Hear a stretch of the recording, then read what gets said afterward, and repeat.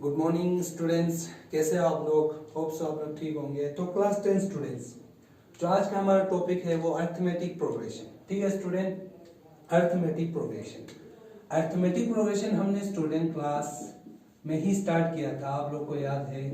ठीक है student, arithmetic progression जिसमें हमारा पहला एक्सरसाइज जो है वो कंप्लीट हो गया था। अब हम नेक्स्ट टॉपिक के लिए बढ़ते हैं। अरिथमेटिक प्रोग्रेशन में नेक्स्ट एक्सरसाइज के लिए अरिथमेटिक प्रोग्रेशन क्या होता था, हमने वो डेफिनेशन में लिखा था। अरिथमेटिक को शॉर्ट फॉर्म में हम लिखते हैं कैपिटल एपी मतलब अरिथमेटिक प्रोग्रेशन। ठीक है, तो अरिथमेटिक प्रोग्रेशन क्या होता है, जो सीक्वेंस नंबर होता है उसका जो डिफरेंस होता है वो हमेशा कांस्टेंट होता है। ठीक है स्टूडेंट, हमने डेफिनेशन आप लोग को लिखा था। और दूसरे सीक्वेंस क्या चीज है, सीक्वेंस वो सेट ऑफ नंबर होता है जो अरेंज होता है एक डेफिनेट ऑर्डर में। ठीक है, तो चले अरिथमेटिक प्रोग्रेशन में हमने इंट्रोडक्शन पार्ट में पढ़ा था, क्या क्या पढ़ा था कि कुछ फॉर्मूलेस पढ़े थे और उसके जनरल फॉर्म पढ़े थे। तो लेट अस रिकैप। तो जो हमारे जो नेक्स्ट एक्सरसाइज के लिए जो स्टूडेंट, वो जो हमारा फॉर्मूला बनेगा वो सबसे इंपॉर्टेंट है। इसके लिए आपको बोला गया होगा find the number of term. ये पहले ही लिखवाया था मैंने क्लास में, अब फिर इस बार भी लिख रहा हूँ क्योंकि हमारे नेक्स्ट टॉपिक के लिए यही फॉर्मूला यूज होंगे। एक तो आपको होगा find the number of term पूछा गया होगा, या फाइंड द nth टर्म। ठीक है, अब nth टर्म क्या है, n मतलब यहाँ पे कुछ भी नंबर हो सकता है, कांस्टेंट नंबर। ठीक है स्टूडेंट, उसके लिए फॉर्मूला क्या था, सॉरी यहाँ पे find फाइंड आएगा। उसके लिए आप क्या करोगे, यहाँ पे वो फॉर्मूला होंगे n जो है इस बेस में रखना है, स्मॉल a, फिर उसके नीचे बेस में n equal to a plus n minus 1 into d. बस ये फॉर्मूला पूरा जो है आपका इस एक्सरसाइज में चलने वाला है स्टूडेंट। ठीक है, तो हमने पिछले क्लास में जो है हमने जब हमारा क्लासेस चल रहा था उसमें एक एग्जांपल भी बताया था, उसी बेस पे मैं और एक एग्जांपल बता रहा हूँ। देखिए मैंने एक एपी सीरीज लिया, क्या 1 3 5 7 इस तरह से, फिर डॉट डॉट डॉट सॉल्व। ठीक है, और आपको क्वेश्चन पूछा गया कि इस सीरीज में 80th टर्म पे क्या होगा। मान लीजिए मुझे नहीं पता 80th टर्म पे क्या होगा, तो यहाँ पे आपको बोला गया होगा 80th टर्म पे, 80th टर्म पे जो है आपका क्या आएगा नंबर। तो उसके लिए आपका यही फॉर्मूला है, ये n equal to a plus n minus 1 bracket के अंदर इंटू डी। अब यहाँ पे n क्या है स्टूडेंट, वो भी लिख लीजिए। n मतलब nth टर्म, और a का मतलब यहाँ पे हमने स्टार्टिंग में पढ़ा था, a का मतलब जो फर्स्ट टर्म। और a जो फर्स्ट टर्म है ना स्टूडेंट, उसको हमें और एक जो है टर्म से हम स्टार्टिंग में बोला था a1। फर्स्ट टर्म को a भी बोलेंगे, a1 भी कहा जाएगा। ठीक है, तो यहाँ पे ये हो गया a का मतलब। अब दूसरा जो है n मतलब हो गया यहाँ पे स्टूडेंट नंबर ऑफ टर्म, और d मतलब हो गया स्मॉल d, यहाँ पे कॉमन डिफरेंस। तो ये तो आप लोग को पिछले क्लास में अच्छे से समझ आ गया था। अब नेक्स्ट एक्सरसाइज के लिए मुझे ये थोड़ा सा फिर रिकैप करना पड़ेगा। ठीक है, तो ये हो गया आपका। अब ये फॉर्मूला कैसे यूज करेंगे स्टूडेंट, जैसे कि आपको एक एपी सीरीज दिया हुआ था 1 3 5 7, उसके बाद डॉट डॉट, और इस सीरीज में हम पहला टर्म को क्या बोलते थे स्टूडेंट, a1, जिसको हम फर्स्ट टर्म भी कहते हैं, और हम इसको स्मॉल a से डिनोट करते हैं। फिर ये जो दूसरा टर्म है इसको हम a2 नाम दिया था, इसको हमने a3, इसको a4, इस तरह से सोल्व। अब ये 80th टर्म पे क्या नंबर आएगा वो मुझे नहीं पता, तो हम क्या करेंगे, एक फॉर्मूला है जो आपको इसका 80th टर्म बताएंगे। वो क्या चीज है, ये ऊपर वाला n equal to a plus n minus 1 bracket के अंदर इंटू डी। अब तो यहाँ पे लिखेंगे we know that formula, we know that an जो है वो equal to a plus n minus 1 into d. ठीक है, अब चले, अब जो यहाँ पे स्टूडेंट n क्या होगा हमें वो निकालना है, और a क्या होगा वो भी हमें निकालना है, n क्या होगा d क्या होगा वो हमें निकालना है। तो सबसे पहले a निकालते हैं। तो a कहाँ से आएगा स्टूडेंट, यहाँ पे जो आपका सीरीज चल रहा है एपी सीरीज में पहला टर्म क्या है स्टूडेंट, 1, जिसको हम फर्स्ट टर्म कहते हैं, वो हमेशा ए होते हैं, याद रखिएगा। एपी सीरीज में जो है पहला टर्म जो है 1 है वो हमेशा फिक्स होता है आपका a, ठीक है, तो a आपका 1 आ गया, चलिए ठीक है। अब आते हैं d पे। d स्टूडेंट क्या है यहाँ पे, d मतलब कॉमन डिफरेंस। कॉमन डिफरेंस यहाँ पे क्या है, तो मैंने क्या कहा था, कॉमन डिफरेंस में हमेशा दूसरे टर्म को पहले टर्म में से माइनस करना। जैसे कि यहाँ पे पहला टर्म a1 है, दूसरा टर्म जो है 3 जो है वो a2 है, तो a2 में से a1 को माइनस करेंगे, तो a2 में से a1 माइनस करें तो आपको डिफरेंस आएगा, तो a2 minus a1 equal to, तो 3 a2 है मेरा यहाँ पे और 1 यहाँ पे a1 है, तो 3 माइनस 1 2, तो डिफरेंस आ गया 2, तो चलिए ये भी लिख दीजिए 2। अब बचा n। n यहाँ पे हमें जो है क्या है वो पूछा गया है, ठीक है, 88 टर्म में क्या आएगा वो हमें पूछा गया। तो चलिए इसको हम कैसे करेंगे, 80 जो है ना स्टूडेंट, 88 टर्म वो आपका n हो जाएगा, n यहाँ पे, ठीक है, 80 टर्म जो यहाँ पे n हो जाएगा और यहाँ पे भी n 80 ही हो जाएगा, तो यहाँ पे आपका n भी आ गया,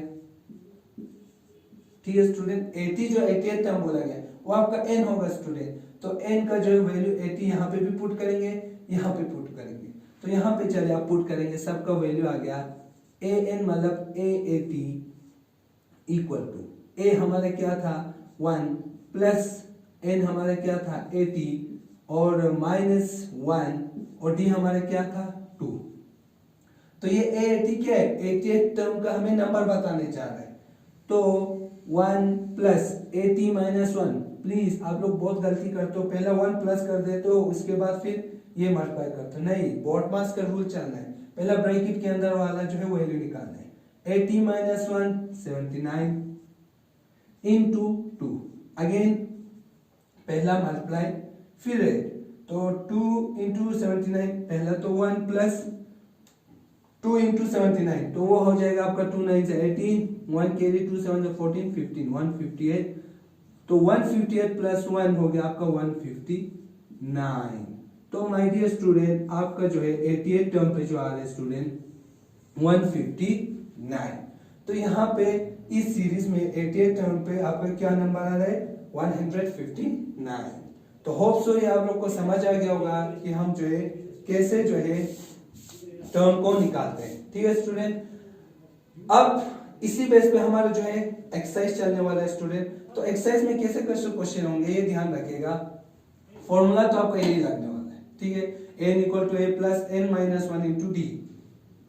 उसके बाद आपको कभी n पूछा गया होगा, कभी आपको n पूछा गया होगा, a दिया होगा, n दिया होगा, d दिया होगा, कभी आपको पूछा गया होगा n a दिया होगा, b दिया होगा, n पूछा गया होगा, तो मतलब इस तरह से आपको इस तरह से घुमाएंगे क्वेश्चन और कुछ नहीं।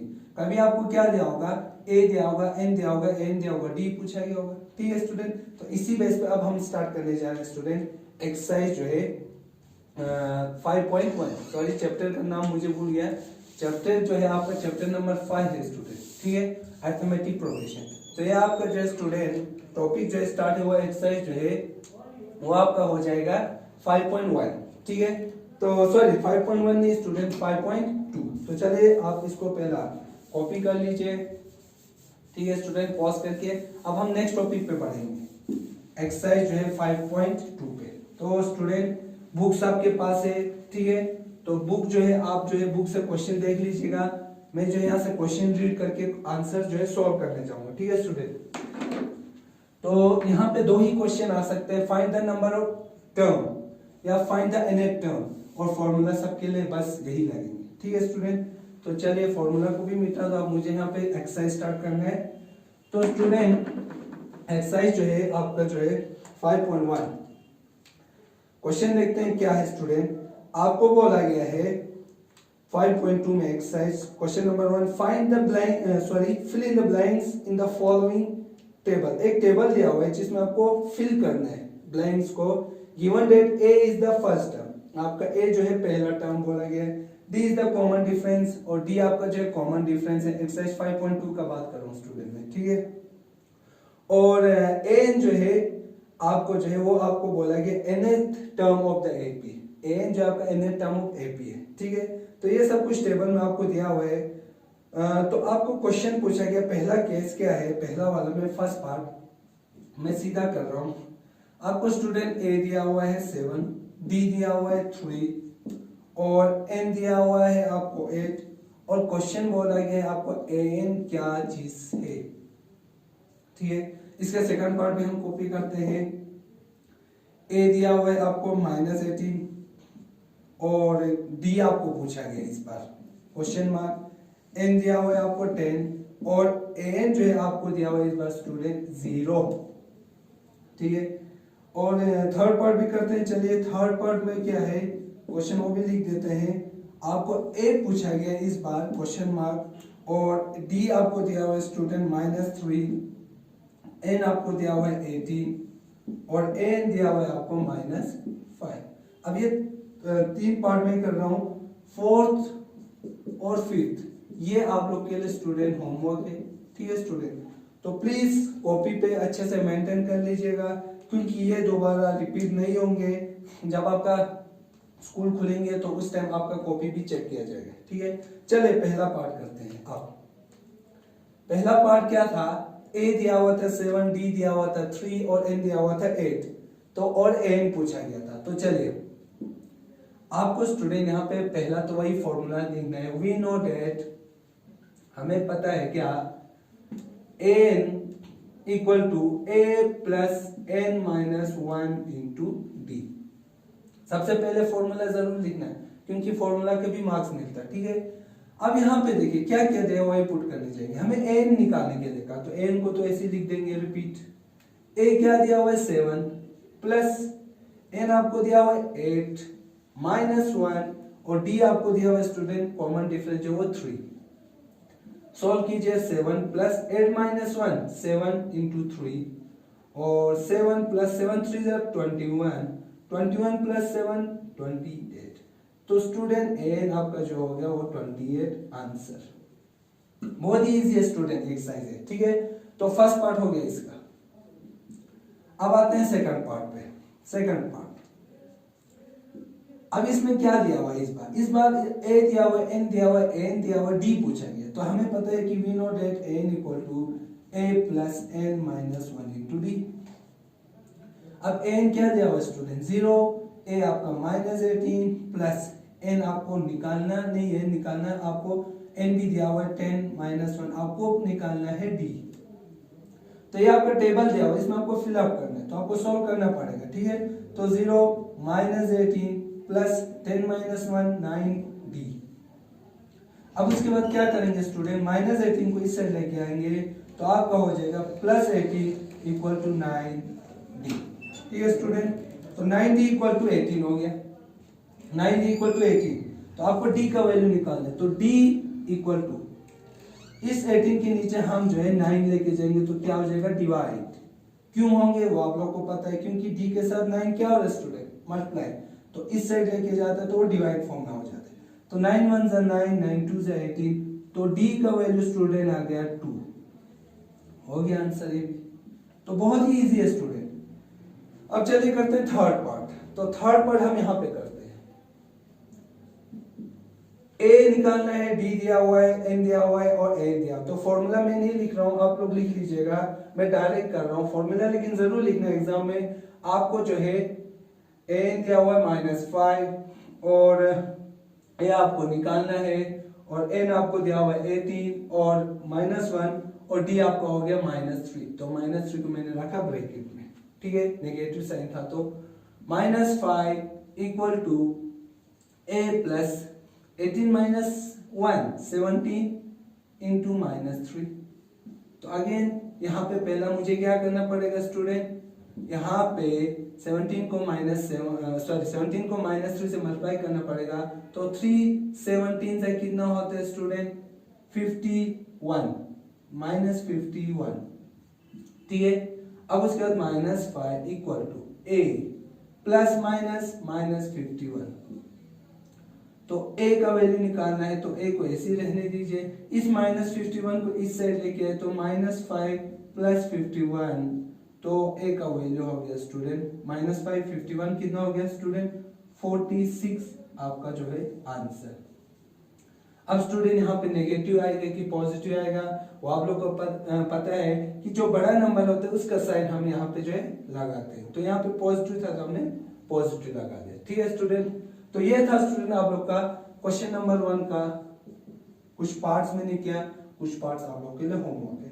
तो नेक्स्ट क्वेश्चन के लिए बढ़ते हैं स्टूडेंट। बिफोर दैट आप लोग ये इसको पॉज करके कर लीजिएगा कॉपी पे, ठीक है। और थर्ड फोर्थ आप लोग जो है, फोर्थ फिफ्थ जो आप लोग के लिए होमवर्क है। तो चलिए नेक्स्ट क्वेश्चन नंबर 2 करते हैं आप। तो अगेन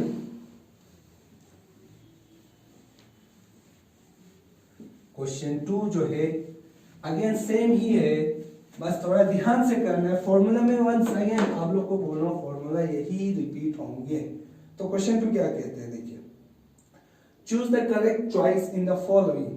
आपको इसमें ऑप्शन दिया हुआ है, 4 ऑप्शन दिया हुआ है, आपको करेक्ट वाला चॉइस करना है। और आपको बोला कि जस्टिफाई मतलब आपको अगेन सोल्व करके दिखाना है। तो ये अगर सीधा आपको क्वेश्चन 1 मार्क्स का आएगा तो चूज द करेक्ट चॉइस, तो आप जल्दी से सोल्व करके इसका आंसर टिक कर दीजिएगा। अगर जस्टिफाई बोला है तो आपको सोल्व करके भी दिखाना पड़ेगा अगर 1 मार्क्स से ज्यादा होगा। ठीक है स्टूडेंट, तो चलिए क्वेश्चन 2 का फर्स्ट पार्ट, 38 टर्म आपको जो है एपी का पूछा गया है, मतलब आपका 38 टर्म पूछा गया है, 38 टर्म पूछा गया है क्वेश्चन मार्क। और सीरीज जो है वो आपका जो है 10, 7, 4, डॉट डॉट डॉट।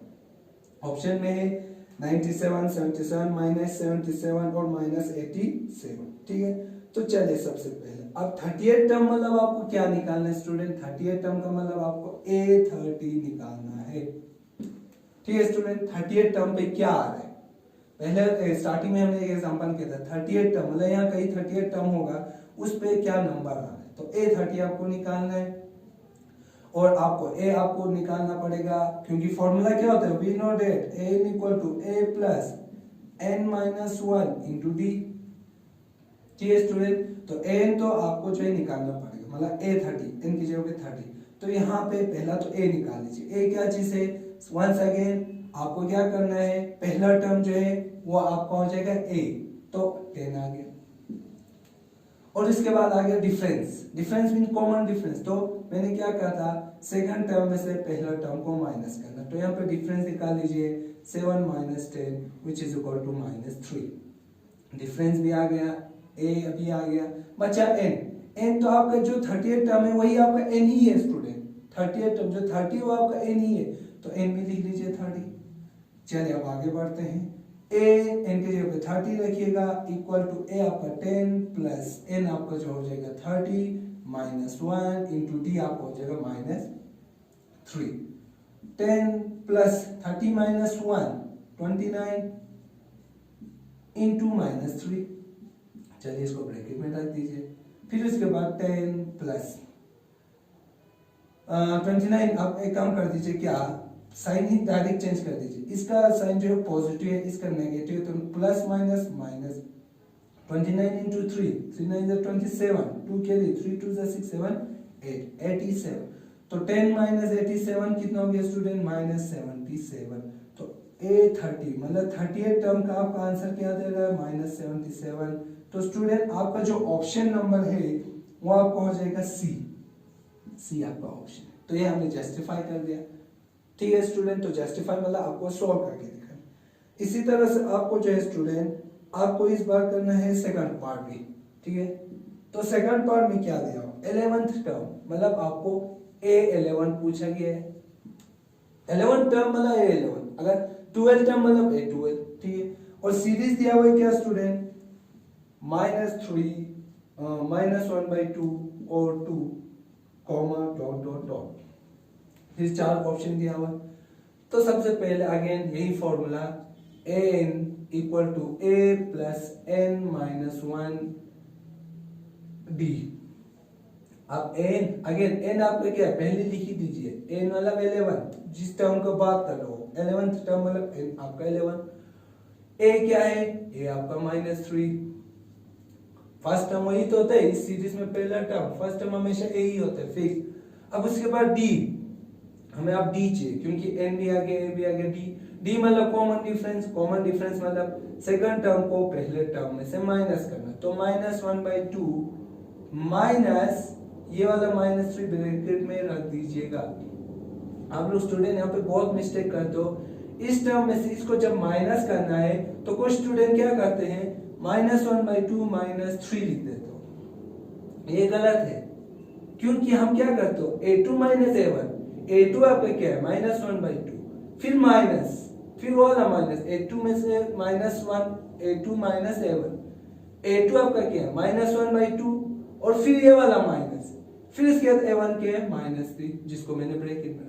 और आप लोग क्या करते हो -1/2 लिख देते हो, इसी -3 को, इस माइनस को तो ध्यान ही नहीं रखते हो, सीधा -3 पुट करके सॉल्व कर देते हो, ये गलत हो जाएगा। ठीक है, a2 आपका -1/2, a1 आपका -3 और ये वाला माइनस कहाँ जाएगा, फिर यहाँ आपने नहीं लिखा तो ये माइनस तो आ ही भी हो गया, तो ये माइनस ये है, तो ये वाला करेक्ट है। ठीक है, अब आते हैं यहाँ पे, इसको पहले सॉल्व करना पड़ेगा।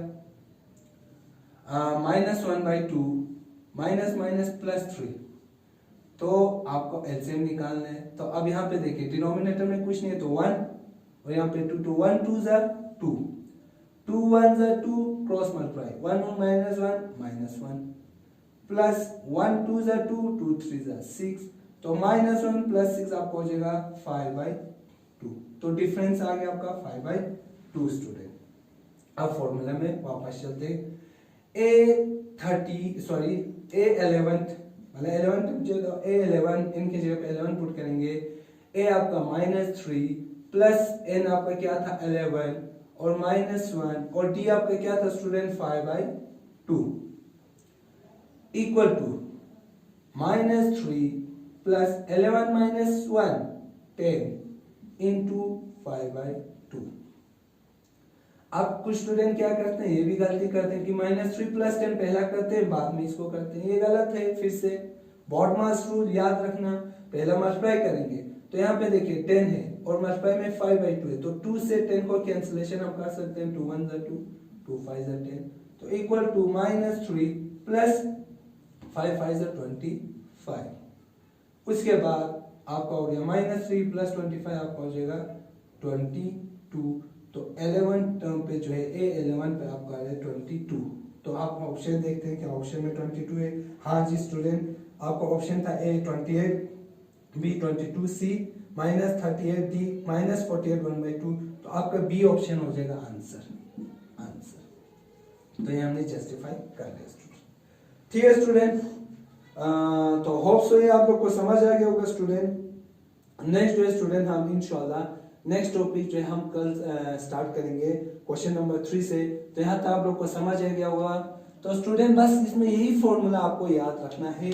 और लास्ट में आपको एक चीज और बताना मैं चाहता हूँ स्टूडेंट, अरिथमेटिक जनरल फॉर्म क्या होता था, जनरल फॉर्म या स्टैंडर्ड फॉर्म जो है general form of AP, arithmetic progression हम एपी फॉर्म शॉर्ट में लिख सकते हैं। इसका याद रखना जनरल फॉर्म क्या होता है स्टूडेंट, हमने कहा था A, A + D, A + 2D, A + 3D, इस तरह से सो ऑन। ठीक है स्टूडेंट, अब उसके बाद ये हो गया A + D, A + 2D, A + 3D, ये तो इसका जनरल फॉर्म हो गया। और इसको हम पहला टर्म को क्या बोलता था A1, और जिसको हम फर्स्ट टर्म भी कहते हैं, A1 तो है ही इसका नाम, इसको फर्स्ट टर्म भी कहा जाता है, फर्स्ट टर्म। ठीक है, और इसके बाद दूसरे टर्म पे क्या A + D, जिसको मैंने नाम दे दिया A2, ये हमने स्टार्टिंग में किया था, तो एक बार फिर से रिकॉल कर रहा हूं आप लोग को। और A + 2D को हमने A3 नाम दे दिया था। थर्ड टर्म पे तो A + 3D A4 दिया था। ठीक है स्टूडेंट, तो ये आपका जो है जनरल अरिथमेटिक प्रोग्रेशन का जनरल फॉर्म हो गया। ठीक है, तो होप सो आप लोग ये जो है याद कर लीजिएगा इसको। नेक्स्ट जो हमारा अक्षय जो क्वेश्चन नंबर 3 है वहां पे आपका ये जो है स्टार्ट होगा जनरल फॉर्म के बेस पे, और फॉर्मूला आगे नहीं रिपीट होंगे जो हमने यहाँ पे किया था। ठीक है, तो thank you student, have a great day.